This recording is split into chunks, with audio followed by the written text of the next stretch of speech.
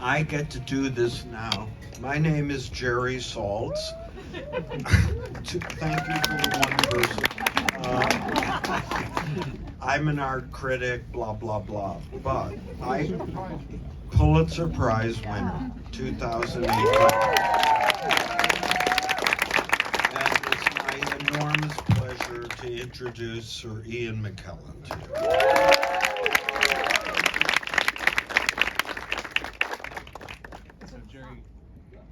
You want mine? Test? All right. So Jerry jumped the gun a little bit there. I'm just going to give you all an overview of the day today. We are all here to celebrate the opening of The Christophers, directed by Steven Soderbergh, written by Ed Solomon, starring the great Ian McKellen, Michaela Cole as well. And the movie is out today. It is out in New York and Los Angeles, so I suggest everybody go out and see it as soon as you can.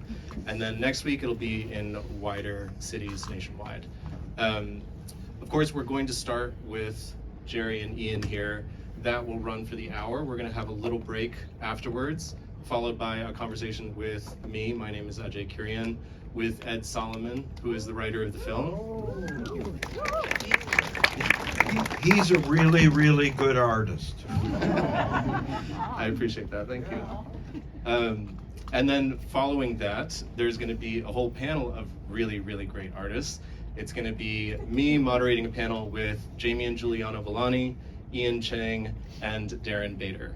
So all of them are incredible artists in their own right, but they've also all worked in artist studios. And considering how much of that is a part of this film, we thought it would be great to have that, that inside look into the studio brought out for the open. So that's the tour of the day. I hope you'll stick around. And without further ado. Hello. We can go now. So I'm just going to throw this out and assume that most... Are you sitting on it? I don't need a microphone.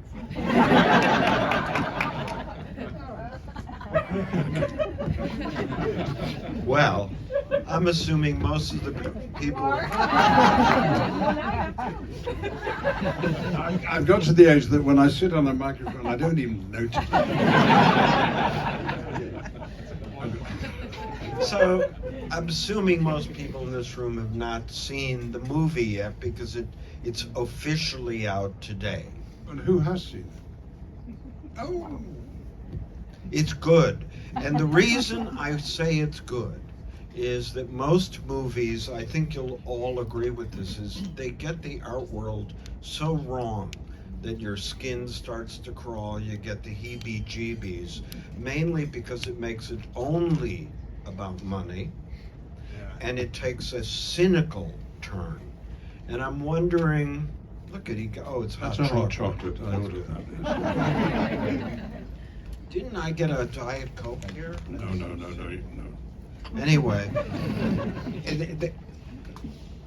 what made you say yes to this part so reportedly quickly?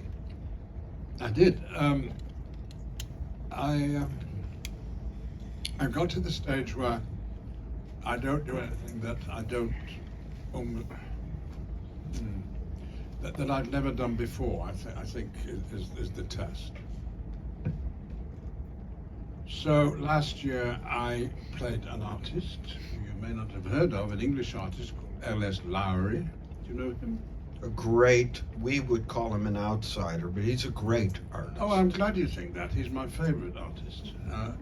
He comes from my part of the world, the north of England, and he painted the north of England, the industrial north, the dreadful mills, the mean little houses, the streets with dogs but no trees.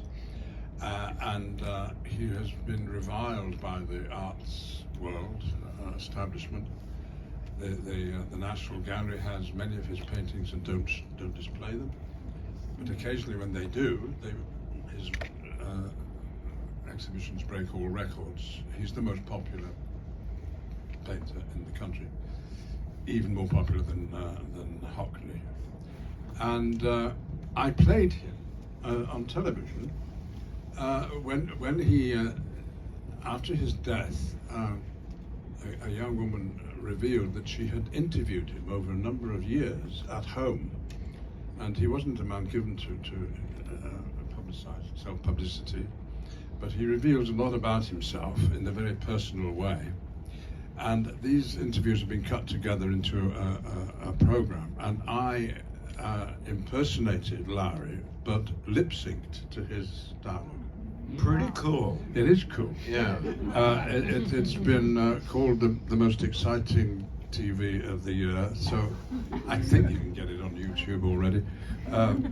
What is it called? It's called Larry the Lost Tapes, and I just mention it because it's another artist, and this man is an artist too. But it was something I'd never done before. I'd never lip synced, never had any reason to. So Steven Soderbergh let my agent know that he had a movie that he would like me to be in, and I said yes. I've never been in a Soderbergh movie. Everybody else who has been very good. Have you noticed? You've never seen a bad performance in one of his films. So then I met him, and he brought around a bit of art. He took time out to be an artist. Did you know that? I don't think so. Yes, for about 5 years he just stopped and tried to paint, and I was taught how to paint. I decided it was going to take too long to be a great painter, so went back to making movies. So he would be a great filmmaker. Thank you. Yeah. Yes, absolutely. Well, but he gave me one of his a little collage, cinematic collage. That there was characters from Here to Eternity, and lovely. And then I read the script. Well, Ed Solomon is a renowned comedy writer, amongst other things. So he wrote some of the best comic lines I've ever had to say, and I've been in some good comedies. And it wasn't the subject matter that made me take the movie. I'd already taken the movie before I knew what it was about. Yeah. But then it was extremely interesting and very credible, as you say. I know a few painters. I was in love with one, and Can you say who or what? well, yes, he was called Nick. It's called Nick. Cuthell is a New Zealander. He now lives next door to me with his girlfriend. Switch Well, teams. you know, some of them get away. He painted the Queen of England, the late Queen. I'll tell you the story. So he went to Buckingham Palace with his paints. He was only given 1 hour. 1 hour. So he was clearly going to have to photograph him, but he had his paints with him and his brushes, and he set up. And then a lackey came along with a rail with 3 costumes on it, outfits. Which would you like Her Majesty to wear?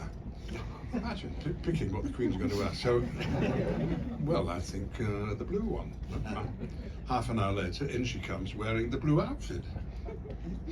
And you can imagine her face when she realized, my God, she must be bored to tears with being... She's been painted, I think, 170 times, but there was this gorgeous young man from New Zealand. And one of the things she said, and he recorded it on his phone, she said, would you like me to stand like this? Or perchance, like this? I think he chose like this.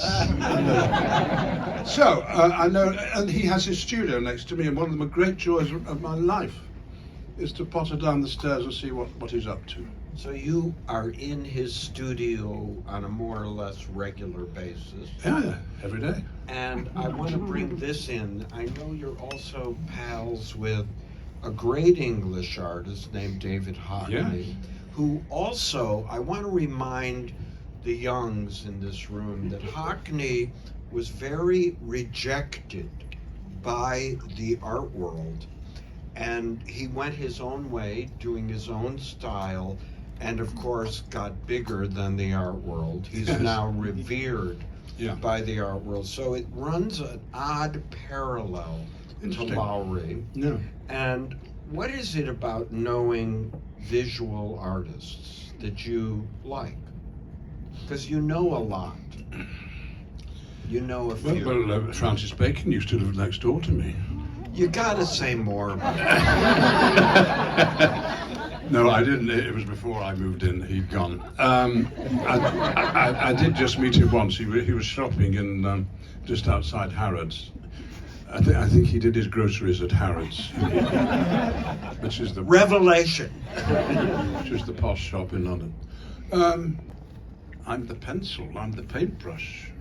A tool. I'm a tool, and I'm at the service of the writer. I feel that very strongly in the theatre, and I think it's the cliche is true that you cannot have a great or even good movie unless you've got a great or good screenplay. Get the screenplay right, and then maybe the good things will follow. And it's a privilege to speak and inhabit the words of William Shakespeare. You listen to this. Well, perhaps you. Do you need this? I did it on the Colbert Show. Did you see that? Yes. Okay, it's worth listening to again. Shakespeare didn't write all his own plays. I mean, he contributed to other people's plays. They're rather like writers today write series, you know. And he contributed to a play called Thomas More, and this is a speech by the young lawyer who was sent out into the streets of London in 16th century to put down a riot. And the riot is about the immigrants in London who people object to, and they go out and complain and say that the strangers should be removed. And this is what Thomas More says. Well, grant them removed, and grant that this your noise hath chid down all the majesty of England. Imagine that you see the wretched strangers, their babies at their backs, with their poor luggage, plodding to the ports and coasts for transportation. And that you sit as kings in your desires, authority quite silenced by your brawl, and you in rough of your opinions clothed. What had you got?